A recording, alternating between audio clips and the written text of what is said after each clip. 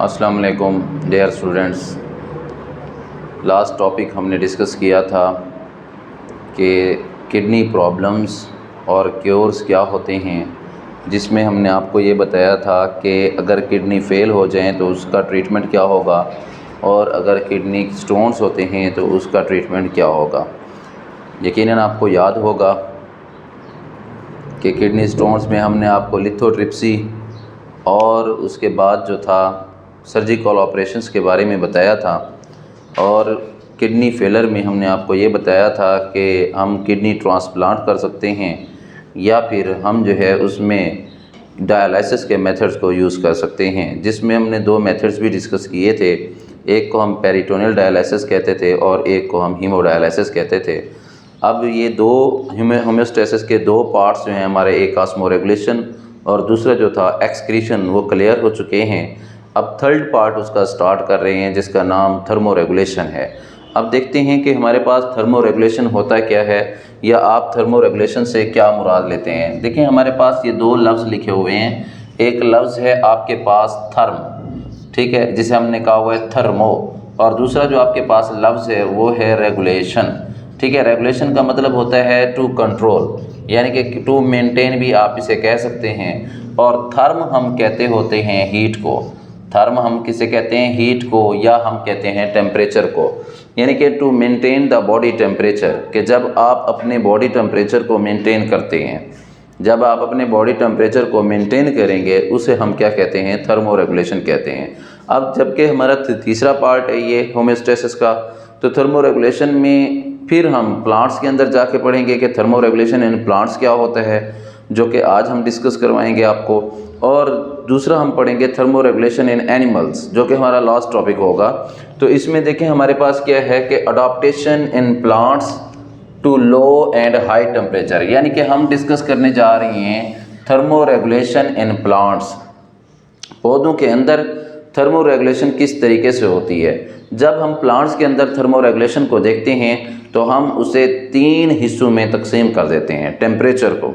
कौन कौन से तीन हिस्से बनते हैं टेम्परेचर के? एक होता है हाई टेम्परेचर, एक होता है आपके पास लो टेम्परेचर, और एक आपके पास होता है फ्रीजिंग टेम्परेचर। यानी कि प्लांट्स जो होते हैं, पौधे जो होते हैं, वो तीन तरह के टेम्परेचर को फेस करते हैं। कैसे? एक हाई टेम्परेचर को, एक लो टेम्परेचर को और एक फ्रीजिंग टेम्परेचर को। अब जब हाई टेम्परेचर दिया जाता है, यानी कि प्लांट्स को हाई टेम्परेचर दिया जाता है, पहले तो आपको ये पता होना चाहिए कि प्लांट्स जो होते हैं वो कितने डिग्री सेंटीग्रेड तक सर्वाइव कर सकते हैं। तो आपने याद रखना है 40 डिग्री सेंटीग्रेड, कि अगर टेम्परेचर 40 डिग्री सेंटीग्रेड हो जाता है तब भी प्लांट्स जो हैं वो सर्वाइव कर सकते हैं। अब 45 है, 45 डिग्री सेंटीग्रेड तक भी वो सर्वाइव कर सकते हैं। लेकिन इससे अबव अगर आप टेम्परेचर को बढ़ा देते हैं तब प्लांट्स जो होंगे वो सर्वाइव नहीं कर पाएंगे।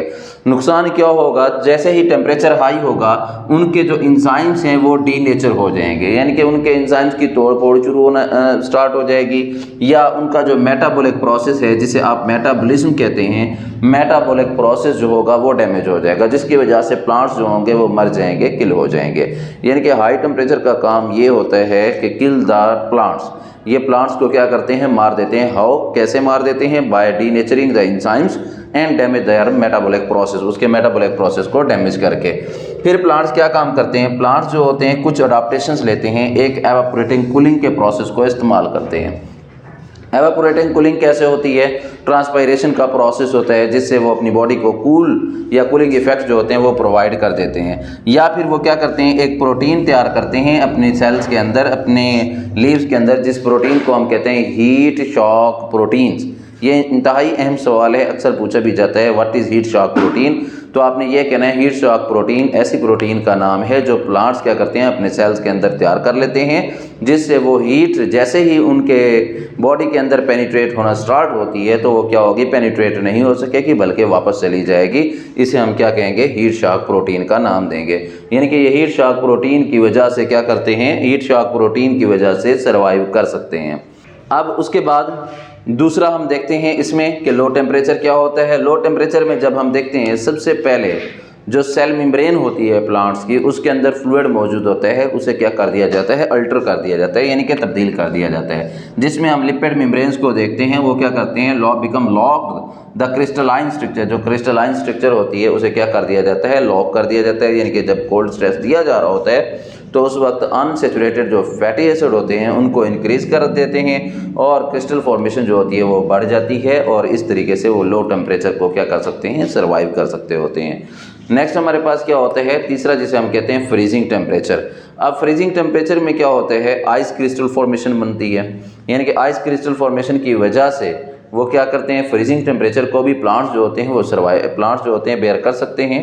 अब फ्रीजिंग टेम्परेचर को, एक तो आइस क्रिस्टल फॉर्मेशन जो होती है वो बनती कहाँ पे है, प्रोटोप्लाज्म में। प्रोटोप्लाज्म क्या होते हैं, उनके लिविंग सेल्स हैं, यानी कि उनके लिविंग जो कंटेंट्स हैं उन्हें हम कहते हैं, जैसे उनके पास वैक्यूल न्यूक्लियस जो है वो मौजूद है, या इसके अलावा साइटोप्लाज्म में, उसे हम क्या नाम दे रहे होते हैं, प्रोटोप्लाज्म का नाम देते हैं। वो परफोरेट्स करते हैं मेम्ब्रेन्स में और ऑर्गेनेलिज में, and hence killing the cells, और क्या करते हैं, सेल्स को किल कर देते हैं। इसके अलावा अगर हम देखें, आइस क्रिस्टल फॉर्मेशन जो होती है प्लांट्स की जो सेल वॉल होती है उनके अंदर तैयार हो जाती है। जैसे हमारे पास क्या है, ओक्स हैं या मैपल्स हैं या रोजेज हैं एक्सेट्रा, यानी कि इनके अंदर जब हम देखते हैं फ्रीजिंग जो टेम्परेचर है बेयर करने की सलाहियत जो होती है मौजूद होती है। अब इनको ज़रा मज़ीद भी देखते हैं कि हमारे पास जो आपके पास हाई टेम्परेचर है, यहाँ पे देखें, ये आपके पास लीव्स जो हैं वो मौजूद होते हैं, इनके पत्ते मौजूद होते हैं। यहाँ पे इनकी जो होती है हीट शॉक प्रोटीन तैयार हो जाती है, ये आपने याद रखना है। अब हीट शॉक प्रोटीन में का काम ये होगा कि जैसे ही यहाँ पे टेम्परेचर हाई हो जाएगा तो टेम्परेचर अंदर की तरफ पेनिट्रेट नहीं हो सकेगा। इसी तरह अगर लो टेम्परेचर की बात करते हैं, ये इनके पत्ते जो हैं वो मौजूद हैं, देखें हमारे पास, तो ये क्या करते हैं, आइस क्रिस्टल्स ऊपर जो होते हैं आइस क्रिस्टल फॉर्मेशन बन जाती है। आइस क्रिस्टल फॉर्मेशन बनने की वजह से नेक्स्ट जो इनका फ्लूइड होगा वो मूव करता रहेगा, यानी कि मेंटेन रहेगा या स्टेबल होगा, उनका जो टेम्परेचर होगा वो कांस्टेंट रहेगा, चेंज नहीं होगा।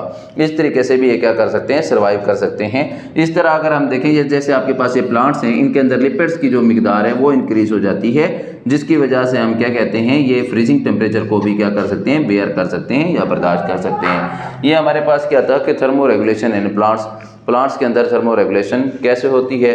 नेक्स्ट इंशाल्लाह हम डिस्कस करेंगे थर्मो रेगुलेशन इन एनिमल्स, जो कि हमारा इस चैप्टर का लास्ट टॉपिक होगा। Thank you very much. अल्लाह हाफिज़।